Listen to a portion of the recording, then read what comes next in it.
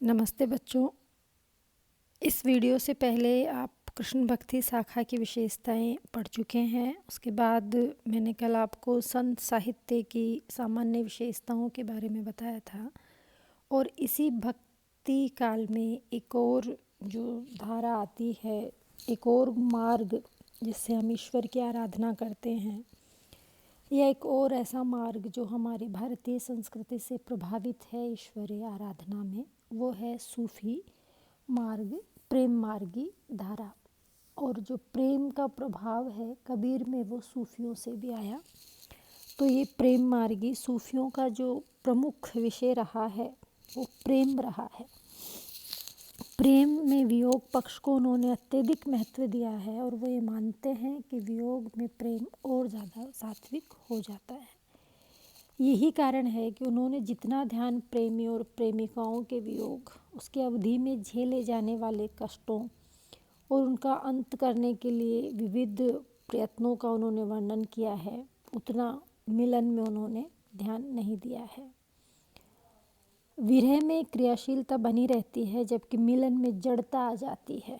मिलन में जड़ता आ जाती है, तात्पर्य यह है कि हमारा प्रेमी, हमारा प्रिय व्यक्ति हमारे पास है तो हमें मान रहे हैं कि वो हमारे पास है, ठीक है। जब भी कोई वस्तु, कोई व्यक्ति हमारे पास रहता है तो हम उसका महत्व भूल जाते हैं या हम उसको कम करके आंकने लग जाते हैं। लेकिन जब वही वस्तु या व्यक्ति हमसे दूर जाता है तो हमें वही चीज़ें नए सिरे से, नए आयामों से, नई सोच के साथ प्रभावित करने लगती है और हम उसको बहुत महत्व देने लगते हैं।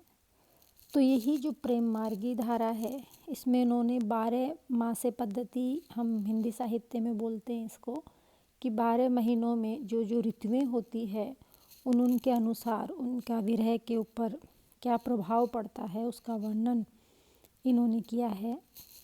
तो उस समय इनके वर्णन काफ़ी अतिशोक्तिपूर्ण भी हो गए हैं, अतिरंजनापूर्ण भी हो गए हैं, लेकिन फिर भी सूफियों में ऐसे बहुत कम कवि होंगे जिन्होंने विरह वर्णन के समय उचित अनुपात और मर्यादा का ध्यान रखा है। प्राय सूफियों ने प्रेम तत्व की व्याख्या करते हुए सौंदर्य के स्वरूप एवं प्रभाव पर बहुत कुछ कह डाला है। इन प्रेम जो काव्य हैं, सूफियों के जो प्रेम काव्य हैं, उसमें नायक और नायिका के जीवन के उतने अंशों को ग्रहण किया गया है जिनसे प्रेम के विविध प्रसंग, विविध व्यापारों की अभिव्यक्ति संभव थी। इन काव्यों की जो नायिकाएं हैं वो संस्कृत साहित्य की नायिकाओं के समान ही एक सांचे में ढली हुई सी है। उनमें जीवन के विविध घात प्रतिघात, जीवन की विविध कठिनाइयों का अभाव है। नायक का स्वरूप भी प्राय पहले से ही निश्चित सा हमें इनमें दिखाई देता है। तो कहने का तात्पर्य इसमें यह है कि संस्कृत साहित्य की तरह ही इनके जो नायक है वो सामंती वातावरण से संबद्ध है। अधिकतर सूफी काव्यों की, प्रबंध काव्यों के जो नायक है वो अधिकतर राजकुमार है, राजा है, और वो पराक्रमशील भी है राजा होने के नाते, किंतु उनका ये पक्ष वहाँ पर गौण हो जाता है। और दूसरी बात जो इन्होंने कही है प्रेम मार्ग में, कि प्रेम लोक पक्ष और हिंदू संस्कृति का इन्होंने विशेष रूप से ध्यान रखा है। इन सूफियों का प्रेम संतों से कुछ अलग है। कबीर आदि संतों के प्रेम में वैयक्तिकता अधिक है, जबकि उनके प्रेम के परिवेश में वैयक्तिकता के साथ समष्टिगतता भी ज़्यादा है। यही कारण है कि इनके जो प्रेम काव्य हैं उनमें लोक जीवन का चित्रण है।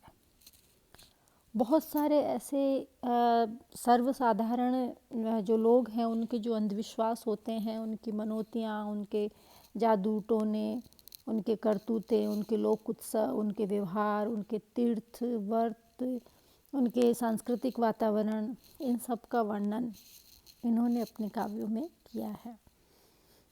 ये हिंदू घरानों की प्रेम कहानियाँ लेकर इन्होंने काव्य लिखा। हिंदू पात्रों में हिंदू आदर्शों की प्रतिष्ठा की गई और षट ऋतु वर्णन और 12 मास पद्धति का जो वर्णन प्रेम मार्गी कवियों ने किया है वो भी भारतीय पद्धति पर आधारित है। सबसे प्रसिद्ध जो प्रेम मार्गी कवियों में जो कवि हमारे यहाँ पढ़े जाते हैं, जाने जाते हैं, समझे जाते हैं, मलिक महमूद जायसी। जायसी का जो पद्मावत है, जिस पे बच्चों आपने देखी होगी, फिल्म भी बनी है, उससे आपको थोड़ा ज़्यादा समझ में आएगा, वो प्रसंग आपके सामने वापस उभर जाएगा। पद्मावत में जो रतन सेन है, उसकी जो रानी है पद्मावती, तो किस तरह से पद्मावती का रंग रस, विदा, आना जाना, यात्रा, युद्ध, सपत्नी का क्लेह, स्वामी भक्ति, वीरता, छल, अभिसार, बहुविवाह वर्णन, योग की 9 पारियों का वर्णन, इन सब से हमें हिंदू जीवन का एक परिचय मिलता है। उनका जो पद्मावत है उसमें नख सिख वर्णन काम शास्त्र से प्रभावित है। भारतीय ज्योतिष, भारतीय रसायन शास्त्र, भारतीय आयुर्वेद का ज्ञान भी उस पद्मावत में बहुत जगह पर आया है। जायसी ने जैसे सेरेंद्री, गांगे, पारथ, कुबेर आदि का उल्लेख भी उन्होंने किया है, लेकिन ये जानकारी उनकी कोई विशेष नहीं थी। जायसी ने अलकापुरी को कुबेर की नगरी बतलाया है। तो इस तरह से काफ़ी कुछ प्रसंग जायसी ने, बहुत कुछ प्रसंग जायसी ने हमारे हिंदू कहानियों से लिए हैं। दूसरी बात इसमें आती है कि सूफी प्रेम काव्यों में शैतान को माया के समान, साधक को प्रेम के साधनों के मार्ग में भ्रष्ट करने वाला बताया गया है। जिस तरह से निर्गुणवादी माया को ईश्वर और आत्मा के बीच में बाधक मानते हैं, उसी तरह प्रेम मार्गी सूफी कवि ईश्वर और आत्मा, जीवात्मा और परमात्मा के बीच में शैतान को बाधक मानते हैं। तो जो पद्मावत काव्य है आपके जायसी है, इसलिए मैं पद्मावत का बार बार उल्लेख कर रही हूँ। पद्मावत काव्य में जो राघव चेतन है वो शैतान है। संत कवियों ने माया को जिस तरह देखा है हे दृष्टि से, उसी तरह सूफियों ने भी शैतान को त्यागने के योग्य माना है। इसमें जो जीवात्मा है वो रतन सेन है और जो परमात्मा है वो रानी पद्मावती है। तो दूसरी बात जो इसमें देखने के आती है सूफी प्रेम काव्यों में कि जो प्रिय व्यक्ति है वो जो परमात्मा है, परमात्मा नायिका के रूप में प्रस्तुत है यहाँ पर, जबकि कबीर के निर्गुण में जो परमात्मा है वो कबीर कहते हैं दुल्हन गाओ मंगलाचार, मोरे घर आए राजा राम भरतार। वो पति मानते हैं और ये पत्नी मानते हैं। इसी के साथ सूफी काव्यों की ये विशेषता भी रही कि उनमें प्रेम का प्रमुख जो स्थान है वो नारी पात्र को ठहराया। वो मैंने आपको पहले कहा कि वो परमात्मा का प्रतीक है। नारी एक ऐसा नूर है जिसके बिना विश्व सूना है। एक कोटेशन मैं आपको यहाँ बताना चाहूँगी, परशुराम चतुर्वेदी का है। सूफी कवियों ने नारी को यहाँ अपनी प्रेम साधना के साध्य रूप में स्वीकार किया है, जिसके कारण वह इनके किसी प्रेमी के लौकिक जीवन की निरी भोग्य वस्तु मात्र नहीं रह जाती। वह उस प्रकार की साधन सामग्री कभी भी नहीं कहला सकती जिसमें उसे बौद्ध सहज यानियों ने मुद्रा नाम देकर सहज साधना के लिए अपनाया था। प्रेम व्याख्यानों में नायक और नायिका का विवाह संबंध अवश्य दिखाया जाता है। वो इसलिए क्योंकि अधिकतर पात्र जो है वो हिंदू हैं और विवाह ही उनके सहयोग और मिलन का एकमात्र वैध उपाय ठहरता है। अब प्रेम कहानियों की मूल प्रेरणा, ये जो सूफी कवि हैं इनको विद्वानों का विचार है कि इन सूफी कवियों का हिंदू घरों की प्रेम कहानियों के रूप में इन्होंने इस्लाम का प्रचार करना अभिष्ट था, लेकिन ये बात यहाँ पर ठीक मुझे लगती नहीं है। कहना ये चाहिए कि प्रेम व्याख्यानों के कारण सांप्रदायिक आग्रह का भी रहना अनिवार्य नहीं है। इसके सिवाय इन प्रेम व्याख्यानों के नायक नायिका, उनके दैनिक व्यापार, वातावरण, उनके सिद्धांत, उनके संस्कृति में कोई परिवर्तन नहीं लाया जाता। और न कहीं पर ये चेष्टा की जाती है कि कथा प्रभा में किसी अंश में किसी धर्म, किसी संप्रदाय विशेष के महापुरुषों द्वारा कोई मोड़ ला दिया जाए। यदि कोई हिंदू जोगी और तपी आता है तो ख्वाजा खिजर भी आ जाते हैं और दोनों लगभग एक ही उद्देश्य से काम करते हुए दिखाई देते हैं। ऐसा इन्होंने कोई प्रयास नहीं किया। दूसरा, रस की अगर हम बात करें तो प्रेम व्याख्यान जो काव्य हैं सूफी धारा के, उसमें प्रधानतः श्रृंगार रस की ही रही है। नायक और नायिका के प्रति आकर्षित होता है, उसकी प्राप्ति के लिए वो अनेक कष्टों को झेलता है। तो श्रृंगार वर्णन में, विप्रलम्ब श्रृंगार वर्णन में और न ही इनकी नायक और नायिकाओं के भेदों को इन्होंने अलग अलग प्रस्तुति की है। श्रृंगार रस के अतिरिक्त अन्य रसों का वर्णन भी इसमें आया है। वीर रस भी आया है, जहाँ पर नायक आताताइयों के दमन के लिए साहसिक कार्य करता है। पद्मावत में अलाउद्दीन के प्रस्ताव पर रतन सेन जो युद्ध करता है, गोरा बादल युद्ध का प्रसंग भी यहाँ पर आता है। तो वीर रस का सुंदर यहाँ पर समावेश किया है। अब दूसरी बात आती है प्रतीक विधान। सूफी कवियों का उद्देश्य लौकिक प्रेम कहानियों के द्वारा अलौकिक ईश्वर की बात करना था। इस रहस्यात्मकता की अभिव्यक्ति के लिए इनको प्रतीकों का उपयोग करना अनिवार्य हो गया था। यही कारण है कि इन्होंने अपनी रचनाओं में सांकेतिक शब्दों का प्रयोग किया है। जैसे कि पद्मावत में तन चिव चित्त और मन राहों की ना जैसी पंक्तियाँ इसी उद्देश्यों को स्पष्ट करती है, हमें दिखाई देती है। सूफी मत पर जो प्रभाव पड़ते हैं वो हमें जो दिखाई दे रहे हैं प्रभाव, आर्यों का द्वैतवाद तथा विशिष्ट अद्वैतवाद, इस्लाम की गुहा विधा, नव अफलातूनी मत तथा विचार स्वतंत्रता, इन पर भारतीय प्रभाव तो स्पष्ट है ही। सूफियों ने अनेक स्थानों पर प्रणय भावना पर फारसी साहित्य का भी प्रभाव है।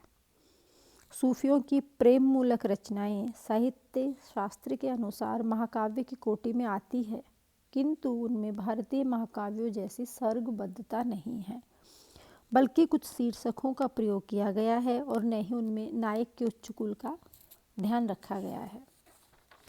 इस तरह से सूफी काव्य किसी कवि का उद्देश्य किसी महान चरित्र की अवधारणा न होकर प्रेम तत्व का प्रतिपादन करना रहा है। आगे हम बात करें तो सूफियों की भाषा। देखिए, तुलसी ने भी जो रामचरितमानस लिखा वो अवधी में लिखा, क्योंकि उस वक्त जो लोक की भाषा थी वो अवधी थी। तो सूफी प्रेम व्याख्यानों की जो भाषा है वो भी सर्वत्र अवधी है। थोड़ा सा उस्मान और नसीर जो कवि हैं उन पे भोजपुरी का प्रभाव है। कहीं कहीं कुछ कवियों ने ब्रज भाषा का प्रयोग भी किया है, पर अधिकतर अवधी भाषा का प्रयोग इन कवियों ने किया है। हमें मानते हैं कि जायसी की जो लोक प्रचलित अवधी भाषा में जो स्वाभाविकता है, लोक प्रचलित अवधी भाषा में, ये आप दोबारा सुनिए, लोक प्रचलित अवधी भाषा में जो स्वाभाविकता है वो तुलसी की साहित्यिक अवधि में नहीं है।